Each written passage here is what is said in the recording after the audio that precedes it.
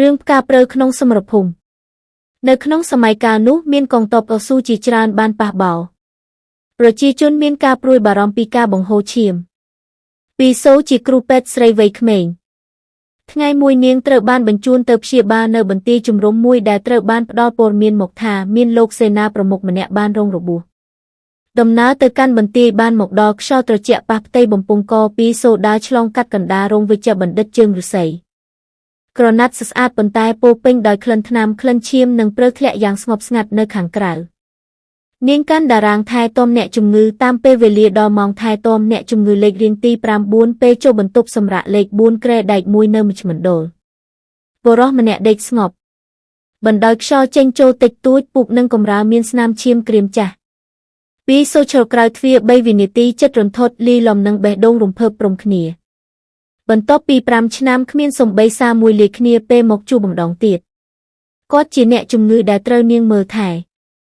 នាងស្គាល់គាត់ពីខាងក្រោយដៃទាំងពីរដែលគេធ្លាប់ធ្វើជារនាំងការពារនាងពេលនាងជួបគ្រោះថ្នាក់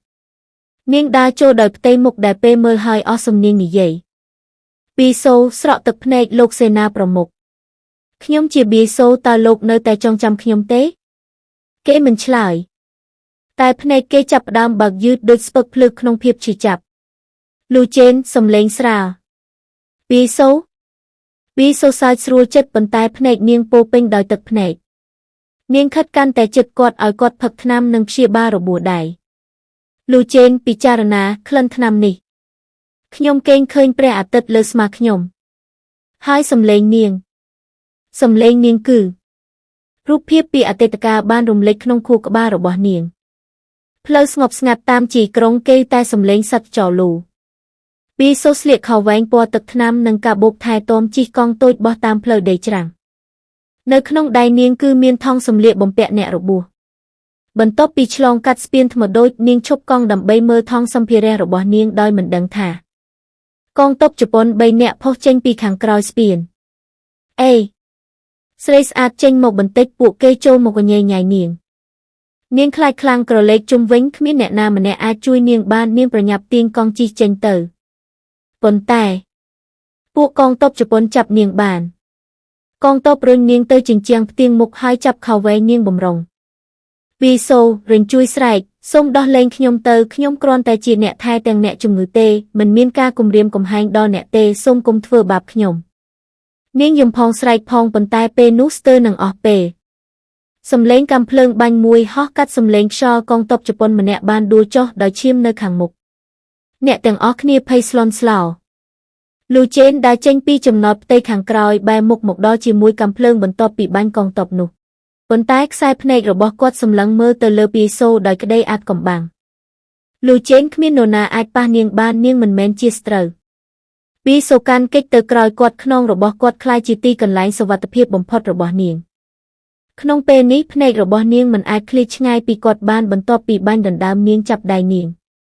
ហើយគ្រានោះនាងតាមគាត់ចេញពីទីនោះដោយសុវត្ថិភាពពីសូនិយាយស្ទើរអស់សំឡេងអ្នកគឺលូចេនមិនបង្វើមកគ្រាន់តែនិយាយខ្ញុំគឺលូចេនជាសេនាប្រមុខជំរំទ័ពខាងត្បូងគ្រានោះបានកន្លងផុតប៉ុន្តែរូបភាពនិងសំឡេងរបស់គាត់នៅដិតជាប់បេះដូងនាងនៅឡើយមកដល់ពេលនេះវាមានរយៈពេល5ឆ្នាំហើយដែលពួកគេបានបែកគ្នាលូចេនដែលកំពុងឈឺចាប់ក្រឡេកមើលផ្ទៃមុខនាងយ៉ាងយឺតគេដូចគេមិនអាចចងចាំអ្វីទាំងអស់បានប៉ុន្តែបេះដូងគេហាក់ដូចបានទទួលថានាងជាអារម្មណ៍ជ្រាលជ្រៅម្យ៉ាងលូចេននិយាយស្រាលតើពីសូអ្នកនឹងមកថែទាំខ្ញុំក្នុងកំឡុងពេលនេះមែនទេមិនអីទេខ្ញុំនឹងនៅទីនេះរហូតដល់លោកជាសះស្បើយក្រណាត់ពណ៌សត្រូវខ្យល់បក់ដូចផ្កាព្រិលត្រជាក់ប៉ុន្តែក្រែនោះបានក្លាយជាចំណុចចាប់ផ្ដើមនៃការជួបគ្នារវាងពួកគេទាំងពីរម្ដងទៀតផ្ទះថ្មកម្ពស់2ជាន់មានបន្ទប់ធំជាបន្ទប់សំខាន់សម្រាប់ភ្ញៀវជាន់ខ្ពស់និងអង្គភាពចាំបាច់ពន្លឺថ្ងៃចាំងចម្លែកនៃដើមធ្វើឲ្យទិដ្ឋភាពនោះស្រស់ស្អាតដូចរូបគំនូរមួយលូចេនគេងនៅលើក្រែដោយស្នាមរបួសតែស្ងប់ស្ងាត់ពីសូស្លៀកសំពត់ពណ៌សូលីបៀលក្រហមស្រអែមស្រស់ស្អាតដើរចូលទៅក្នុងដោយមានការស្វាគមន៍ពីកងទ័ពជាប់ជើងលើរៀនហាដូចជាអង្គចៅក្រុមម្នាក់ពីសូសំឡេងទន់តិចភាពស្ងប់ស្ងាត់របស់ខ្ញុំនៅពេលនេះមិនមែនដូចមុនទេគឺគាត់នៅទីនេះតើទំនាក់ទំនងរយៈពេលខ្លីរបស់យើងនឹងនៅបានពេលណា នាងមានតួនាទីត្រឹមជាអ្នកមើលថែអ្នកជំងឺបើពេលគាត់ជាតើខ្ញុំនឹងគិតយ៉ាងណាទៀតទៅដើម្បីបាននៅក្បែរគាត់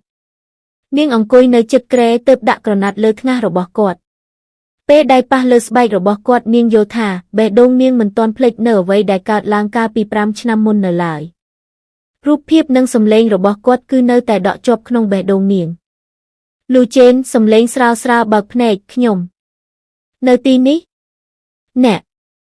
អ្នកគ្រូពេទ្យភ្នែកគេចាប់អារម្មណ៍ចង់សួរអ្វីមួយសម្លេងរឹងមាំប៉ុន្តែស្រទន់ខ្ញុំនៅទីនេះសូមកុំកម្រើកខ្លាំងពេកប្រយ័ត្នមុខរបួសខ្ញុំនឹងត្រូវលាងវានៅពេលនេះបរិយាកាសនៅក្នុងបន្ទប់ថែទាំដ៏ស្ងៀមស្ងាត់មួយភ្លៀងធ្លាក់ចុះលើជញ្ជាំងកញ្ចក់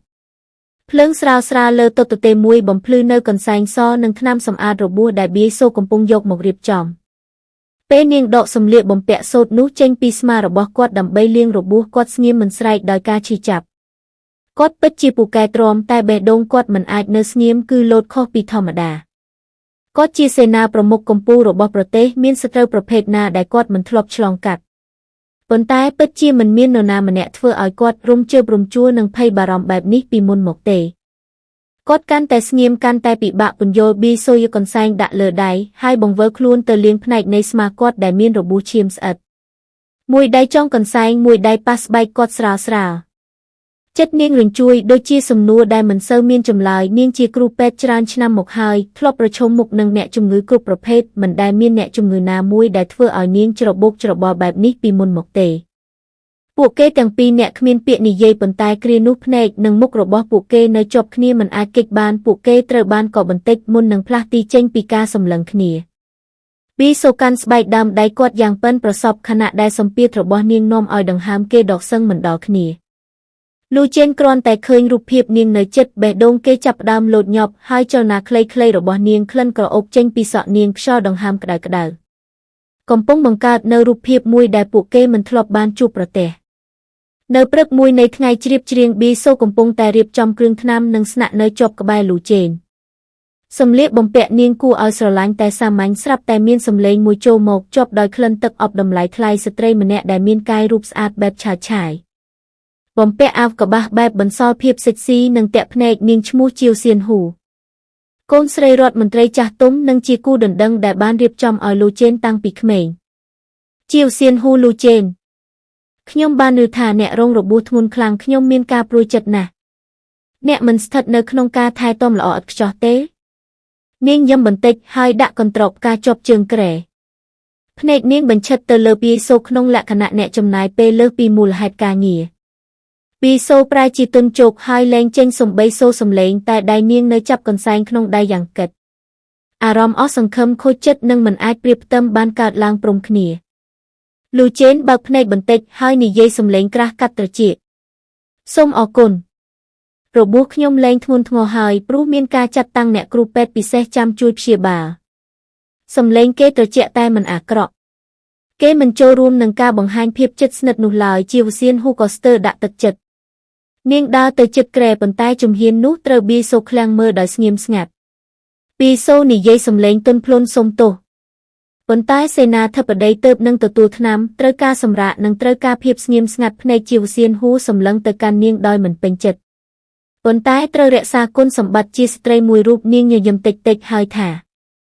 ដូច្នេះខ្ញុំសូមត្រឡប់ទៅសិនសូមជាសះស្បើយឆាប់លូចេននាងចេញទៅក្នុងបរិយាកាសស្ងប់ស្ងាត់បន្ទាប់ពីនាងចេញទៅពីសូឈើយូដូចជាកំពុងរៀបចំអារម្មណ៍ខ្លួនឯងឡើងវិញលូចេនមើលនាងតែគ្មានពាក្យណាដែលចេញពីមាត់គេតែបេះដូងគេកំពុងចាប់អារម្មណ៍ស្ត្រីម្នាក់ដោយមិនដឹងមូលហេតុពាក់កណ្ដាលអាធ្រាត្រនារាត្រីមួយខ្យល់ត្រជាក់បក់តាមបង្អួចប៊ីសូកំពុងអង្គុយនៅក្បែរខ្នើយដៃរបស់នាងដាក់លើដើមទ្រូងរបស់លូចេនដោយប្រើកន្សែងក្តៅបន្តបន្ថយកម្ដៅ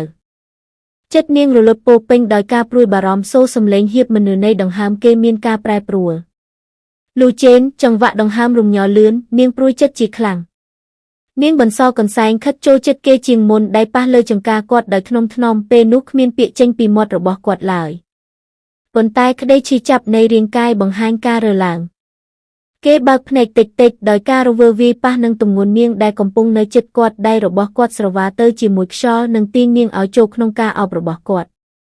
ពីសូរនថត់លោកឯកឧត្តមនាងចង់ដើរចេញតែគាត់អោបនាងយ៉ាងណែនជាប់នឹងដើមទ្រូងរបស់គាត់លូចេនសន្លប់បន្តិចតែបេះដូងគេហាក់ដូចស្ងៀមនៅក្នុងសុភមង្គលមួយដូចជាការចងចាំអាចកំបាំងមួយកំពុងត្រឡប់មកវិញជាយឺតក្លិនក្រអូបប្រហើរនៃដងខ្លួននិងសក់របស់នាងជាក្លិនម្យ៉ាងដែលតែងតែឲ្យគាត់ស្ងប់បាន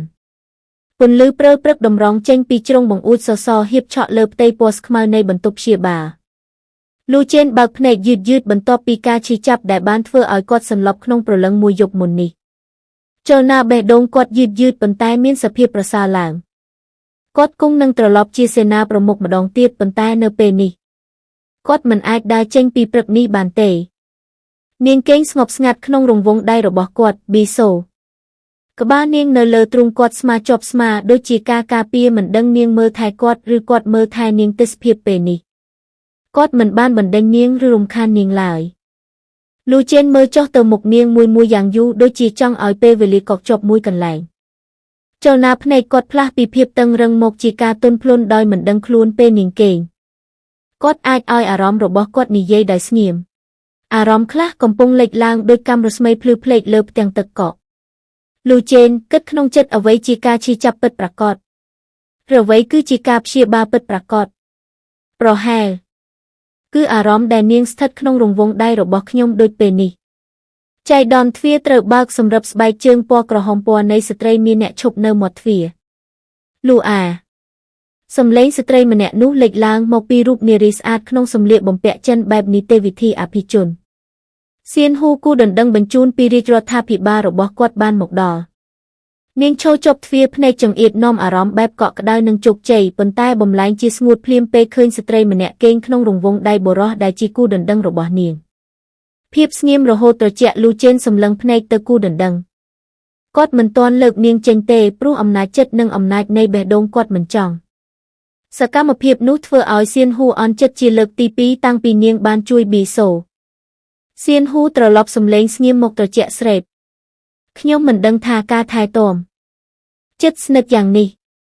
គឺជាវិធីសាស្ត្រថែជំងឺសាយុទ្ធថ្មី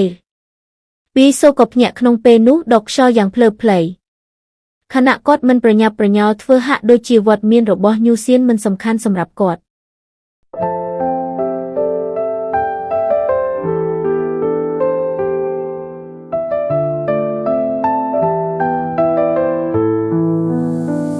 清晨微光洒落你身旁，沉睡中人带着战火的烧，我轻抚你额前的冷汗，心却早已困在你身边。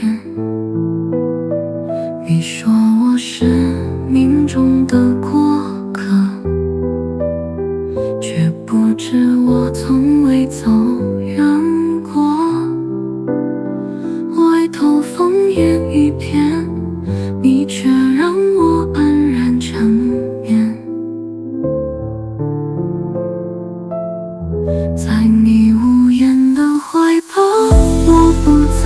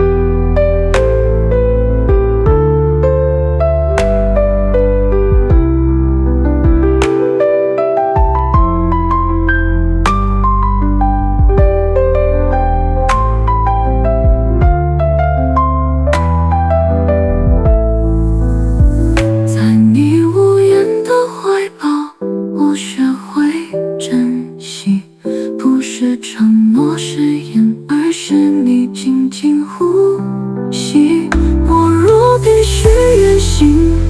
不再相拥，也请记得这怀抱曾是我全部的梦。